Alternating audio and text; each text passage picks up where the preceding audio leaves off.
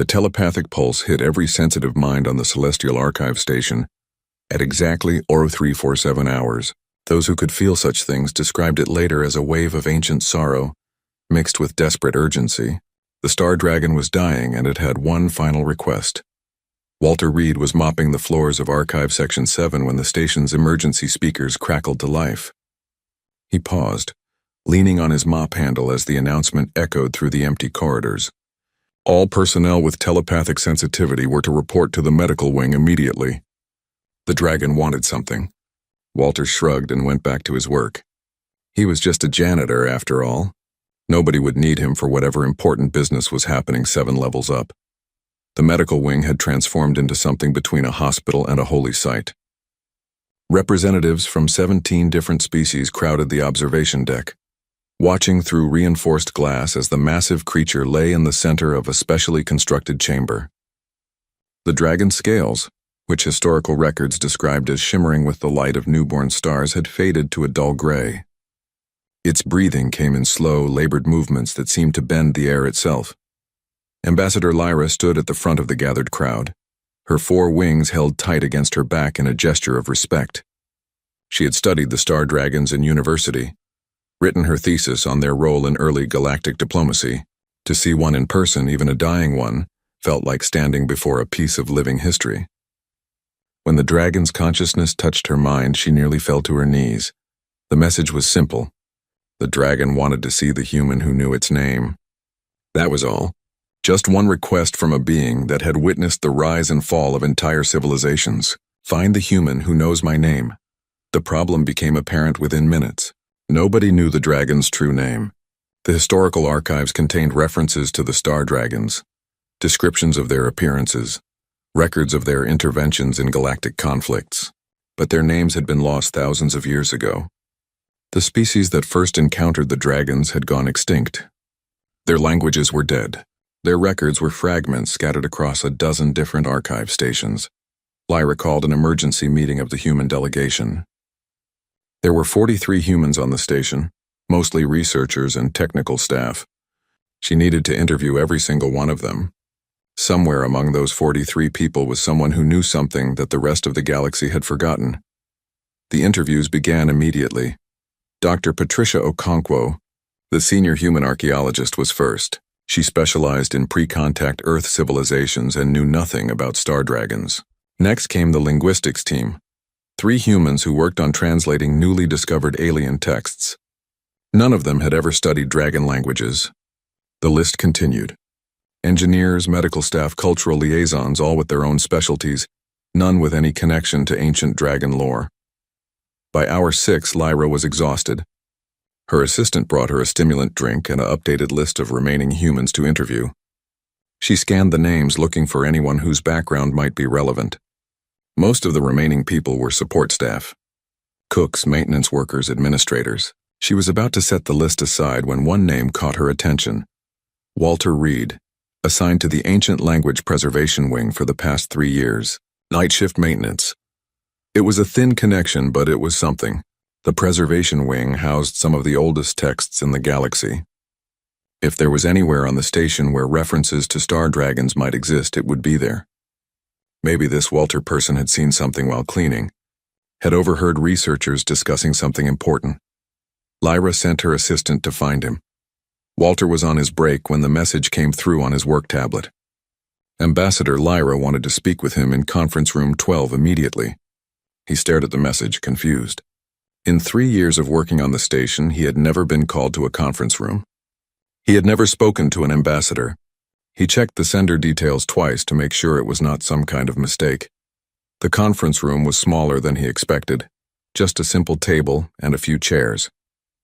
Ambassador Lyra was waiting for him, looking tired but alert. She gestured for him to sit. "Mr. Reed, thank you for coming. I will be direct because time is critical. Are you familiar with the Star Dragons?" Walter shook his head. "Not really. I mean, I have heard the name, but I do not know much about them. Have you ever studied ancient dragon languages or mythology in your work at the Preservation Wing?" "No, ma'am. I just clean and maintain the environmental controls. I am not a researcher." Lyra's wings drooped slightly. Another dead end. But she pressed on anyway. "In your 3 years working in the Preservation Wing, Have you encountered anything unusual? Any texts or artifacts that seemed strange or out of place? Walter thought about this.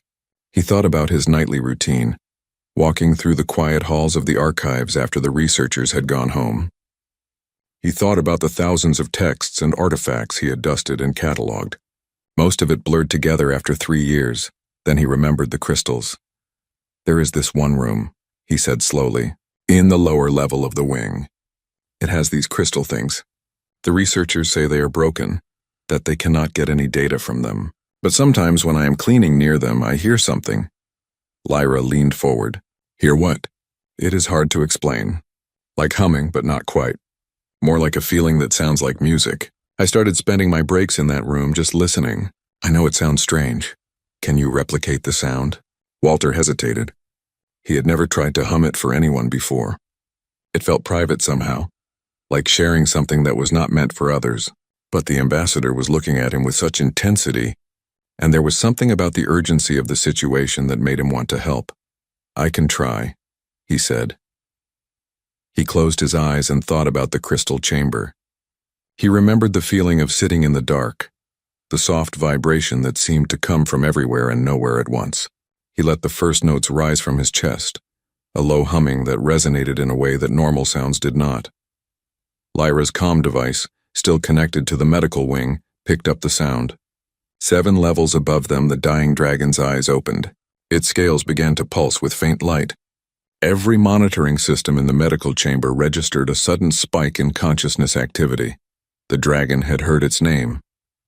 3 years earlier, Walter Reed had arrived at the Celestial Archive Station with 1 suitcase and a heart full of grief. His wife had passed 6 months before, and Earth felt too full of memories. When the posting for maintenance staff came up, he applied without really thinking about it. He needed distance. He needed empty corridors and quiet rooms where nobody knew his story. The preservation wing had been perfect for that. The researchers worked day shifts, leaving the archives completely empty by the time Walter arrived at 2200 hours. His supervisor, a efficient woman named Rodriguez, showed him the basics. Keep the environmental controls stable. Clean the reading rooms. Check the preservation units for any fluctuations in temperature or humidity. Simple work that left plenty of time for thinking or not thinking, which was what Walter really wanted. The first few weeks had been difficult. The station was strange, full of aliens whose body language he could not read and technology he barely understood. He ate meals alone in his quarters and spoke to almost nobody outside of work. The loneliness was crushing, but it was also what he needed. Grief required space. It was during his 3rd week that he discovered the crystal chamber. He had been doing his usual rounds, checking each room systematically, when he opened a door marked Unclassified Artifact Storage 7B. The room was small, barely 10 feet across, with a single preservation case in the center. Inside the case were 7 crystals, each about the size of his fist, arranged in a circle. The information placard said they had been recovered from a dead world in the Outer Rim. Age unknown. Purpose unknown. Linguistic analysis inconclusive. Current status, inert. Walter had been about to leave when he felt it. Not a sound exactly, more like a vibration in his chest.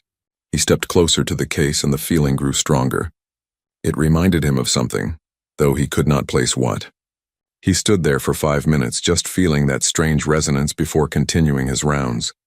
He found himself returning to the crystal chamber every night. At first he told himself it was just part of his routine, but he knew that was not quite true.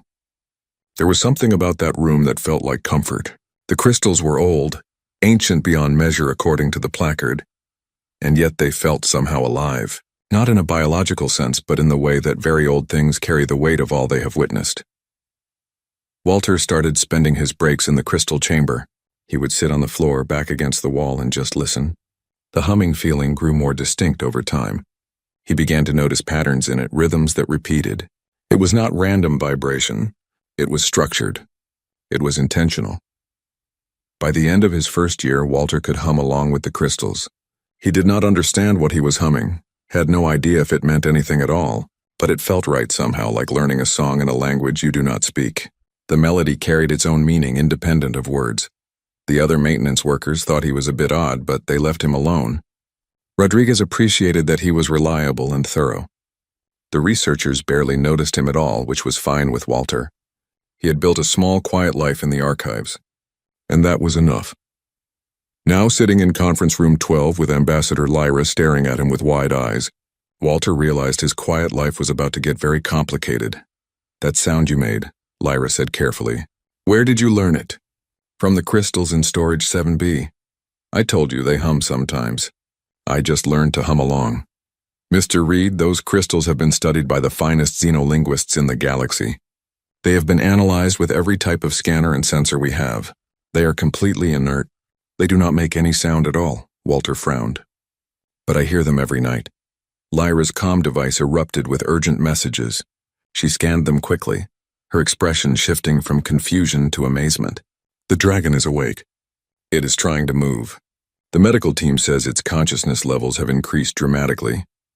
She looked at Walter. "This happened the moment you started humming. I do not understand."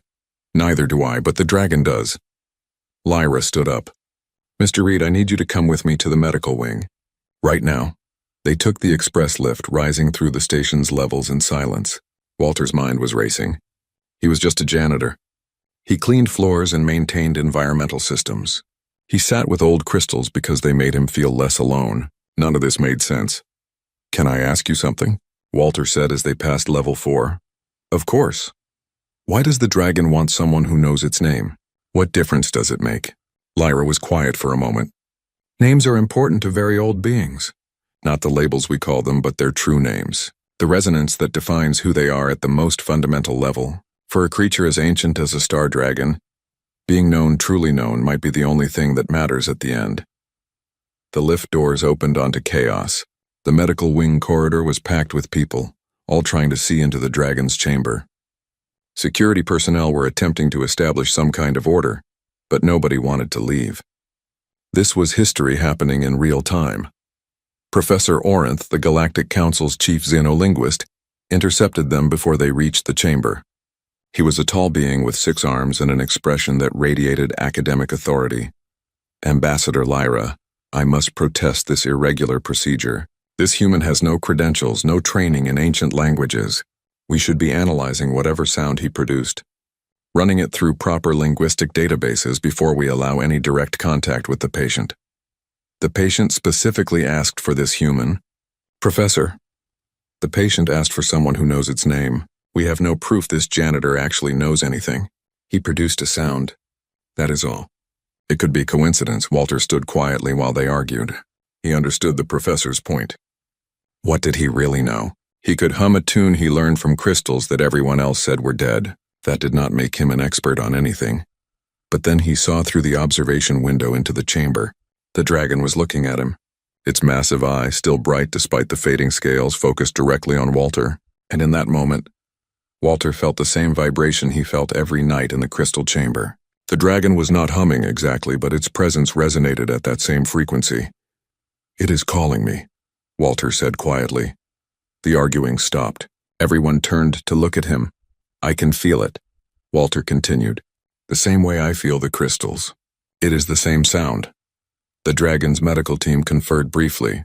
Then the lead physician, a being whose species Walter did not recognize, made an announcement. "Patient autonomy is paramount in our medical ethics. If the dragon wishes to see this human, we cannot refuse." Professor Orinth looked like he wanted to argue further, but Lyra was already moving toward the chamber's airlock. "Mr. Reed, are you ready?" Walter was not ready. He was terrified, but he nodded anyway and followed her to the door. As he stepped through the airlock, the humming in his chest grew stronger. The dragon's scales began to glow with colors Walter had never seen before. He understood now what the crystals were. They were not artifacts. They were pieces of the dragon itself, shed long ago and waiting across thousands of years for someone willing to learn their song. Walter walked forward and began to hum. Inside the medical chamber, the air felt different, thicker somehow, as if the dragon's presence added weight to every breath. Walter's footsteps echoed on the smooth floor as he approached the massive creature. Up close, the dragon was even larger than it appeared through the observation window. Its body stretched nearly 50 feet from head to tail, scales the size of dinner plates covering every inch. The dragon's eye tracked his movement. Walter could feel hundreds of people watching from outside the chamber. but their attention faded into background noise. All that mattered was the resonance between him and the ancient being in front of him. Walter continued humming the crystal song. He had no idea if he was doing this right, if there was even a right way to do it, but the dragon's scales pulsed with light and rhythm with his humming, so he kept going. Then something remarkable happened. The dragon's presence expanded into Walter's mind, not forcing entry, not overwhelming him, but offering connection. Walter gasped and the humming stopped. The dragon's eye blinked once, slowly, and Walter understood this was a question, an invitation. He could refuse if he wanted to. Walter closed his eyes and accepted. The connection was not like talking. There were no words, no sentences structured in linear grammar. Instead, Walter felt impressions, emotions, images that carried meaning without language. The dragon was thanking him, not for coming, but for remembering, for sitting with the crystals night after night and learning their song when everyone else had declared them worthless. Walter tried to explain that he had not known what he was doing, that he just liked the way the humming made him feel less alone. The dragon's response was a wave of warm understanding. That was exactly the point. He had approached the crystals with no agenda, no desire to extract information or prove theories. He had simply been present with them. That was what allowed him to hear what others could not. I still do not understand, Walter thought, hoping the dragon could sense his confusion. Why me? Why a janitor from Earth who barely finished high school? The dragon's response came as a series of images and feelings. Walter saw civilizations rising and falling like waves on a shore. He felt the weight of thousands of years, the loneliness of watching everything you know fade into history. He understood that the dragon had been alone for longer than most species had existed. Names, the dragon explained in impressions rather than words, were not labels. They were resonances, the fundamental frequency at which a consciousness vibrated through the universe. Such names could not be written or spoken in any conventional sense. They could only be felt and echoed by those willing to listen without trying to understand. Every species in the galaxy had tried to translate the dragon's name into their own linguistic frameworks. They wanted to capture it, to pin it down with definitions and grammar rules. But names like the dragon's existed before language was invented. They lived in the space between thoughts and the pause between heartbeats. Humans were young, so young that most galactic species still considered them barely civilized, but that youth meant they still remembered how to know things they had not learned. They could feel truths they could not prove. Most advanced species had traded that capacity for sophisticated analysis and precise measurement. They gained much in the exchange, but they also lost something vital. You are saying I can hear you because I do not know enough to know I should not be able to, Walter thought. The dragon's amusement rippled through their connection like warm water. That was close enough to the truth. Ignorance was not quite the right word, but innocence, perhaps. The willingness to sit with mystery without needing to solve it. Outside the chamber, Professor Orenth was frantically analyzing the audio recordings of Walter's humming. His instruments broke the sound down into component frequencies, mapped harmonic patterns, compared the results against every known language database. The analysis returned nothing conclusive. The sound Walter produced did not match any known linguistic pattern. It was just humming, but inside the chamber something profound was happening. The dragon was sharing its memories with Walter, not as information, not as facts to be catalogued, but as lived experience. Walter felt what it was like to witness a star being born. He sensed the texture of civilizations at their peak, the particular quality of hope that defined each age. He understood loss at a scale that made his own grief feel both small and infinite at once. The dragon had seen empires that spanned galaxies crumble to dust. It had watched species evolve from primitive tribes to spacefaring civilizations and then vanish completely from the universe. Every ending carried the same weight. Every lost voice mattered equally. Why show me this? Walter asked through their connection. The dragon's response was complex. It was dying, returning to whatever cosmic force had birthed it 40,000 years ago. When it dissolved, all of its accumulated experience would dissolve with it. Not the facts, those were recorded in 1,000 different archives, but the feeling of those facts, the emotional truth of what it meant to live through such vast stretches of time, that would be lost, unless someone could hold it. Not as data, but as understanding, as remembrance.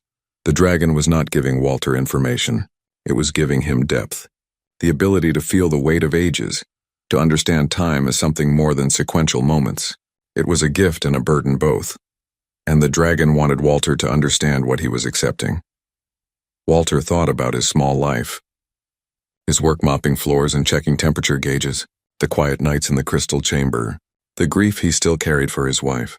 What would it mean to add 40,000 years of memory on top of that? But then he thought about the crystals, about how they had kept him company when he was at his lowest, about how the humming made him feel connected to something larger than his own pain. The dragon had been calling across time, leaving pieces of itself scattered through the galaxy, hoping someone would eventually learn to listen. Walter could not refuse that. Would not refuse it. He opened himself fully to the connection and let the dragon pour its experience into him. The transfer was overwhelming. Walter's body collapsed to its knees, but his mind was expanding, touching edges of understanding he had never imagined possible. He felt the birth of the galaxy, the death of stars, the fragile beauty of every civilization that ever looked up at the night sky and wondered if they were alone. When the connection finally released, Walter was crying. Not from sadness exactly, but from the weight of everything he now carried. The dragon's eye was beginning to dim again, its energy spent, but there was peace in its gaze now. Gratitude, relief. Through their fading connection, Walter felt one last message. The dragon's name, the true name that was a frequency rather than a word, was now part of Walter's own resonance. When he hummed, he was not just repeating a song. He was speaking identity. He was saying, "I see you. I remember you. You existed and mattered." For a being that had outlived entire ages of the galaxy, that was enough. That was everything. Walter stayed on his knees beside the dragon as its breathing slowed. The scales lost their light one final time. The medical monitors showed consciousness fading. But Walter could still feel the dragon's presence, fainter now but not gone. Not truly gone, because he remembered. And in that remembrance the dragon would live on. Walter spent 3 days in the medical wing after his time with the dragon. Not because anything was physically wrong with him, but because nobody knew what else to do with him. He had been in that chamber for 6 hours. The medical staff had expected maybe 20 minutes of conversation. Then they would move him out so the dragon could rest. Instead, Walter had knelt beside the ancient creature while something impossible happened between them. The doctors ran every test they could think of. Brain scans, consciousness mapping, full neurological workups. Everything came back normal. Walter's biology showed no changes. But something had definitely changed. Everyone who interacted with him could feel it. He moved differently now, with a careful deliberation that had not been there before, as if he was aware of weight that others could not see. Ambassador Lyra visited him on the second day. She found him sitting by the window in his assigned medical room, staring out at the stars. "How are you feeling, Mr. Reed?" "I do not know how to answer that," Walter said honestly. "I feel like myself, but also like there is someone else's lifetime sitting in my head.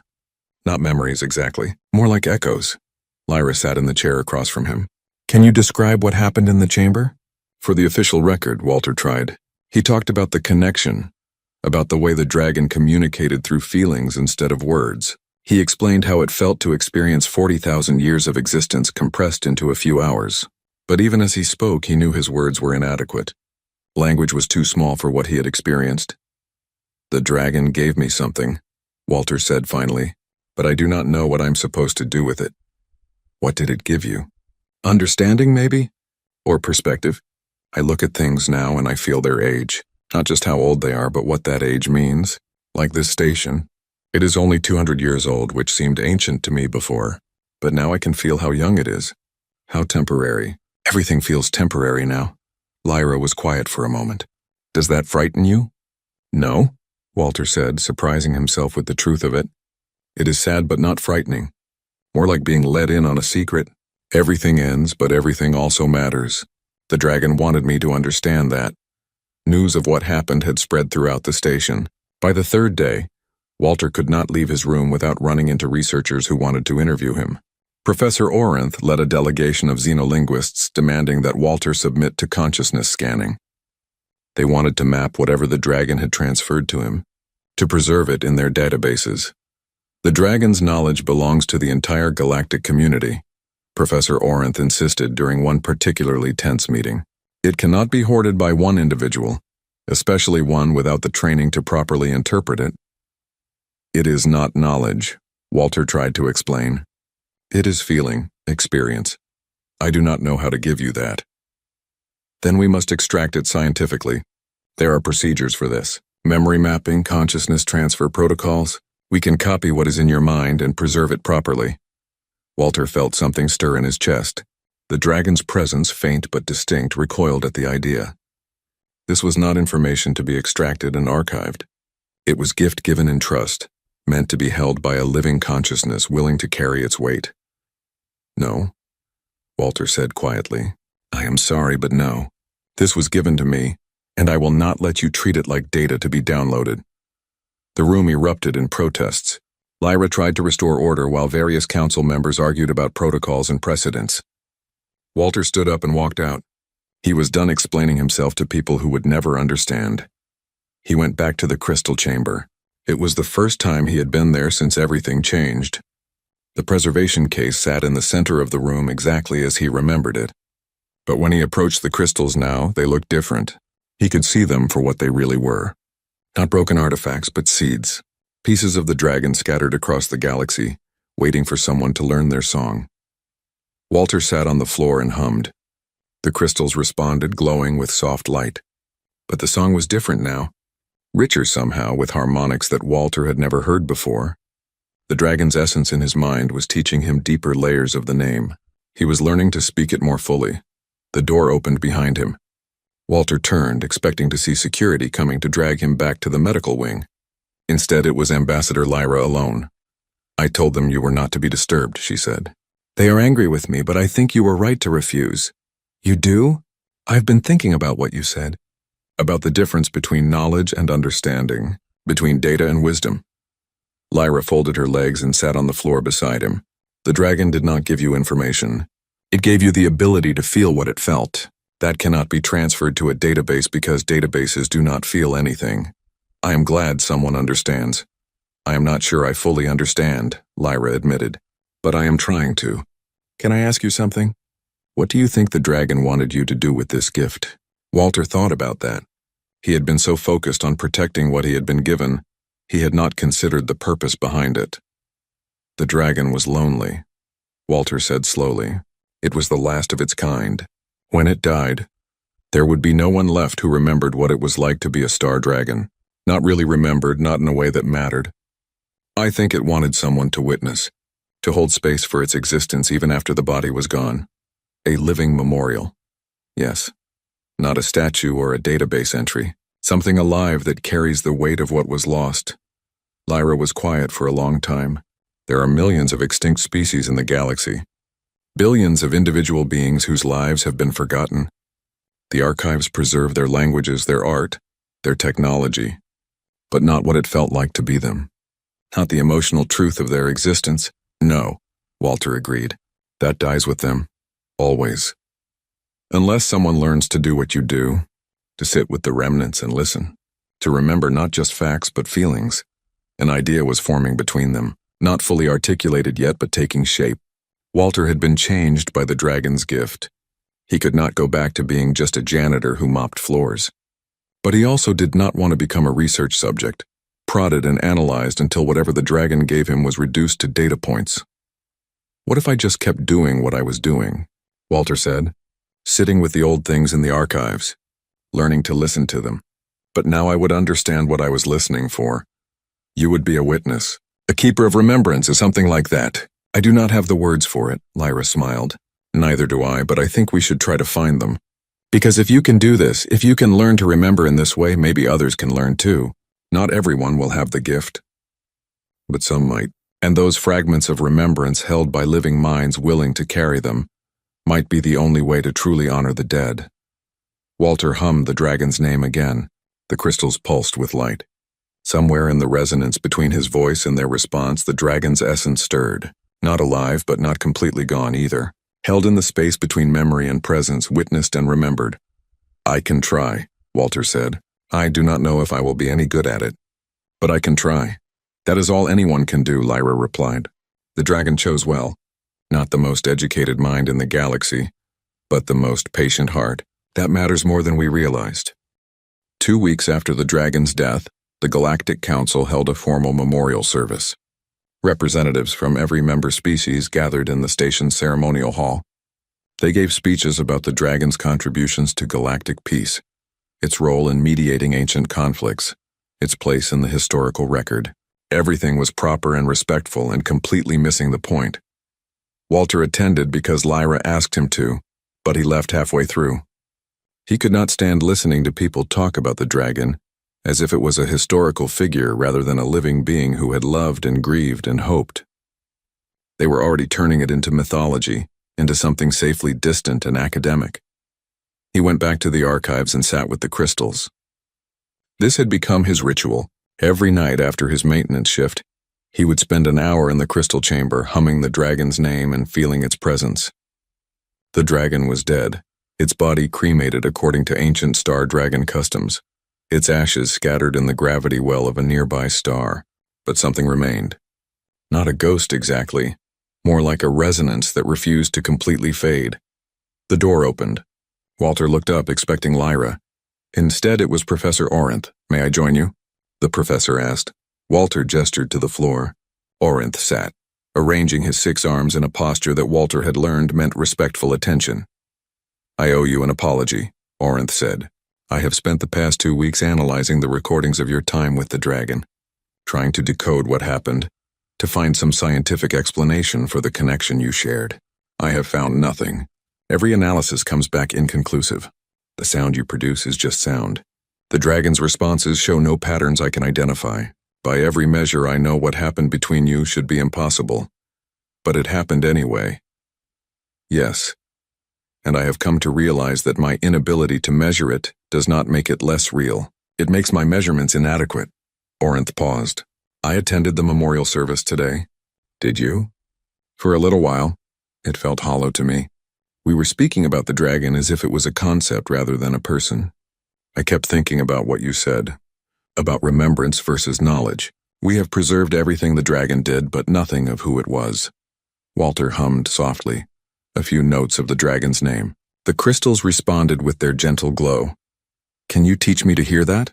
Orinth asked. "I do not mean scientifically. I mean truly hear it, the way you do." "I do not know if it can be taught," Walter said honestly. "I did not learn it on purpose. It just happened because I spent time sitting here without any agenda. Then teach me to sit without agenda. I am willing to try." Over the next week, Orinth became a regular visitor to the crystal chamber. He would finish his research duties and come sit with Walter in silence. At first, he fidgeted constantly, his academic mind trying to analyze and categorize everything. But gradually, he learned to simply be present, to listen without trying to understand. On the 8th night, Orinth gasped softly. "I felt something, just for a moment, like a vibration in my chest." "That is how it starts," Walter said. Word spread among the station's researchers. The idea that Professor Orinth, one of the most rigorous scientists in the galaxy, was taking lessons and sitting quietly from a human janitor was too intriguing to ignore. More people started showing up at the crystal chamber. Not everyone could feel the resonance, but some could. A young linguist from the Harmony Collective, an elderly archivist who had worked in the preservation wing for 30 years, a medical technician who had helped care for the dragon in its final days. Walter found himself leading informal sessions. He would sit with a text or artifact from the archives and invite others to sit with him. He did not lecture or explain. He just created space for people to be present with the old things, to listen for echoes of the consciousnesses that created them. Not everyone understood. Many researchers dismissed the sessions as unscientific mysticism. But those who attended found something valuable in the practice. They began to relate differently to their work.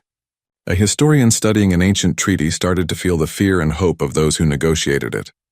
An archaeologist examining pottery fragments sensed the pride of the craftsperson who shaped them. The archives were becoming less like museums and more like sacred spaces where the dead could still be felt. Lyra proposed an idea to the human delegation. What if they created a formal position within the archives? A keeper of remembrance, someone whose job was not to analyze or catalog, but simply to witness. To sit with the forgotten things and hold space for their existence. The proposal met resistance from the Council's academic committee. They argued it was too subjective, too unmeasurable. How would they evaluate success? What metrics would they use? But the human delegation pushed back. Not everything of value could be measured. Some things required faith that presence and attention mattered even when they produced no tangible data. The debate continued for weeks. Meanwhile, Walter kept working his maintenance shift and leading his sitting sessions. He was not trying to prove anything or change anyone's mind. He was just doing what felt right. Then something unexpected happened. A delegation arrived from the Chorus worlds, a cluster of planets known for their philosophical traditions. They had heard about Walter's practice and wanted to learn from him. They brought with them fragments of their own lost history, artifacts from civilizations that had disappeared thousands of years before the Chorus people achieved spaceflight. "We have preserved these items," their leader explained, "but we do not understand them. We have studied them for generations with no success. We wonder if your method might help." Walter agreed to try. He sat with a crystal sphere that supposedly contained the memories of a dead species. The Chorus scholars had analyzed it with every instrument they possessed and found nothing. But when Walter held it and hummed softly, the sphere began to glow. Images appeared in its depths, not clear enough to provide historical data, but clear enough to convey emotion. Whoever made the sphere had been afraid. They knew their civilization was ending and wanted to leave something behind. A message that said, "We were here, we mattered." The Chorus scholars wept. They had been searching for information, for facts about the lost species. But this feeling, this emotional truth, was more precious than any historical record. They understood now what their ancestors had been trying to preserve. News of the incident spread. More delegations started arriving, bringing artifacts and texts that had resisted traditional analysis. Walter worked with each one, teaching people to sit and listen. Not everyone could feel what he felt, but many discovered they had more capacity for this kind of knowing than they realized. Professor Orenth became one of Walter's most dedicated students. He started publishing papers about the limits of pure analytical thinking, arguing that some forms of knowledge required different approaches. His work was controversial, but it opened important conversations about the nature of understanding. 6 months after the dragon's death, the Galactic Council officially approved the position of Keeper of Remembrance. Walter was offered the role, with full recognition as a specialized form of archival work. He accepted with one condition. He wanted to continue his maintenance duties as well. Mopping floors and checking environmental controls kept him grounded. It reminded him that the most important work was often the quietest, done by those who sought no recognition. The dragon's crystals remained in their chamber, but now they were visited regularly by people learning to listen. The room had become something between a classroom and a memorial, a place where the living could connect with the dead across the vast distances of time. Walter sat there one evening, alone again after everyone else had left. He hummed the dragon's name and felt its presence respond. Fainter now, but still there, still witnessed, still remembered.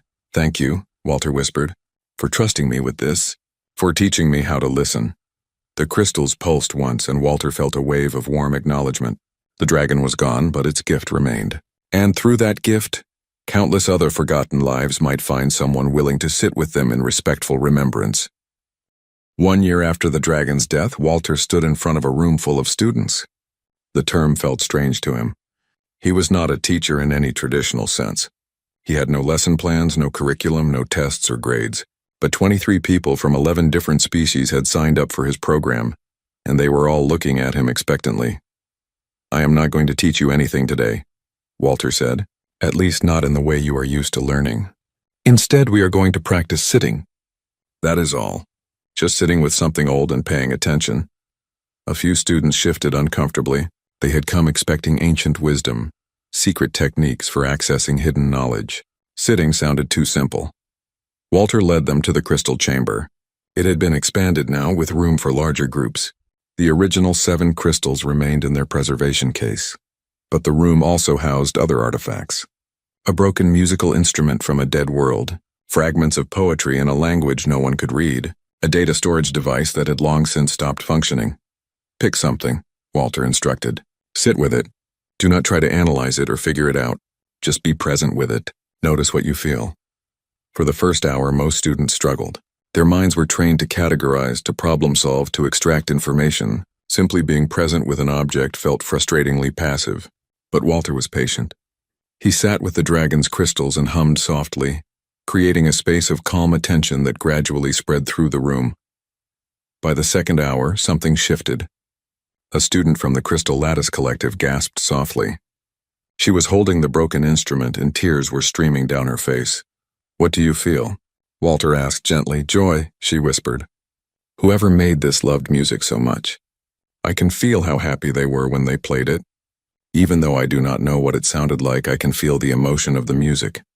Others began to report similar experiences. Not information, but impression. Not facts, but feelings. They were learning to touch the emotional residue that clung to old things, the echoes of the consciousnesses that created them. The program grew. What started as 23 students became 50, then 100. People came from across the galaxy to learn Walter's method. Not all of them succeeded. Some minds were too rigid, too focused on measurable outcomes. But those who could learn found their relationship to history fundamentally changed. They stopped seeing the past as dead data and started experiencing it as a living presence that shaped the present. Walter trained new keepers, people who would go to other archives, other worlds, and practice remembrance. Each keeper developed their own style, their own way of sitting with the forgotten. But they all shared the core understanding that the dragon had given Walter. Presence and attention were forms of love, and love was what kept the dead from being truly lost. The archives themselves began to change.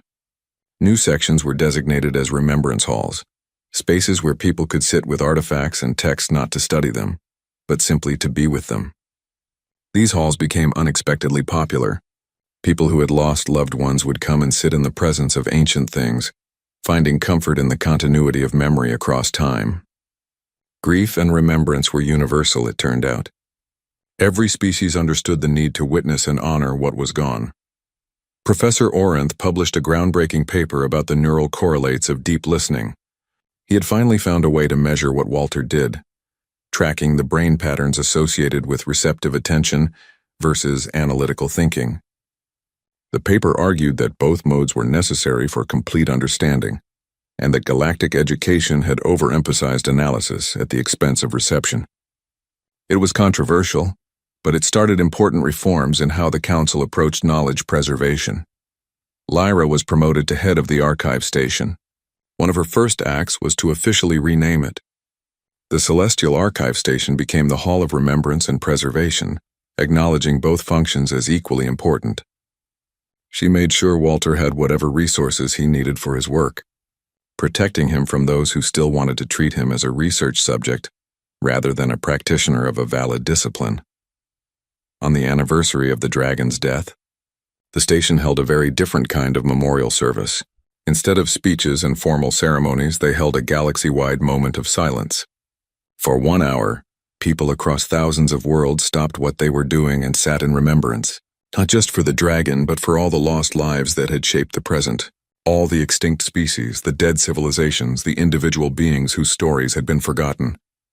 Walter spent that hour in the crystal chamber, surrounded by his students and fellow keepers. They hummed together, a harmony of voices speaking the dragon's name in the way it was meant to be spoken, as feeling rather than words, as presence rather than information. The dragon's essence, which had been fading over the months, strengthened for a moment. Walter felt a surge of gratitude that was almost overwhelming. The dragon had taken a risk, giving its accumulated experience to a simple janitor with no credentials or training. But the risk had paid off. Its gift had not died with Walter. It had spread, multiplying through every person who learned to sit and listen. The dragon's remembrance was no longer held by one human. It was held by a community, a movement, a new way of relating to history. After the hour of silence ended, people began sharing stories, not about the dragon specifically, but about their own experiences with remembrance. A researcher talked about sitting with a child's toy from an extinct species and feeling the parent's love embedded in its creation. A trader described holding a coin from a collapsed economy and sensing the hope of people who believed their civilization would last forever. A medical technician shared how presence with dying patients had become easier after learning Walter's techniques, how she could now hold space for grief without trying to fix or explain it. Walter listened to all of this with quiet amazement. He had not set out to start a movement. He had just been a lonely man sitting with crystals because they made him feel less alone. But sometimes the most important changes came from the smallest actions. Sometimes paying attention was revolutionary. As the gathering wound down, Walter found himself alone with the crystals one last time. He sat in his usual spot back against the wall and began to hum. The dragon's name had become part of his own internal rhythm now. He could not imagine not carrying it. "I hope I did right by you," Walter whispered to the crystals. "I hope this is what you wanted." The response came not as words, but as a feeling of deep peace. The dragon had spent 40,000 years witnessing the rise and fall of civilizations, accumulating a weight of memory that no one else could understand. In giving that weight to Walter, it had finally been able to let go. To trust that remembrance would continue without it. To rest. Walter felt tears on his face, but they were not sad tears. They were the tears that came from being part of something larger than yourself, from understanding, even briefly, the vast sweep of time and your small but meaningful place within it. He stood up slowly. His shift was starting soon. Floors needed mopping, environmental controls needed checking, the quiet, essential work that kept everything running. He was still a janitor, and that still mattered. The dragon had not chosen him despite his ordinary job. It had chosen him because of it. Because he understood that the most important work was often invisible, done by people who expected no recognition. Walter left the crystal chamber and walked through the archives toward his equipment locker. The halls were full of researchers and students all going about their work. Some of them nodded to him as he passed. Others were too focused on their own tasks to notice. That was fine. Walter did not need to be noticed. But he carried with him in every step the weight of 40,000 years. The dragon's gift. The responsibility of remembrance. The understanding that every moment mattered because someone was willing to witness it. He picked up his mop and bucket and got to work. In the quiet rhythm of cleaning, in the simple attention to ordinary tasks, the dragon's name hummed through him. A song without words, a memory without end, a life witnessed and honored through the simple act of being present. The dragon was gone, but it was also still here, held in the hearts of everyone who learned to listen, and that, Walter understood, was the only immortality that really mattered. Not in databases or history books, but in the living memory of those who carried forward the truth that every existence, no matter how brief or small, deserved to be remembered with love. He hummed as he worked, and the universe hummed back.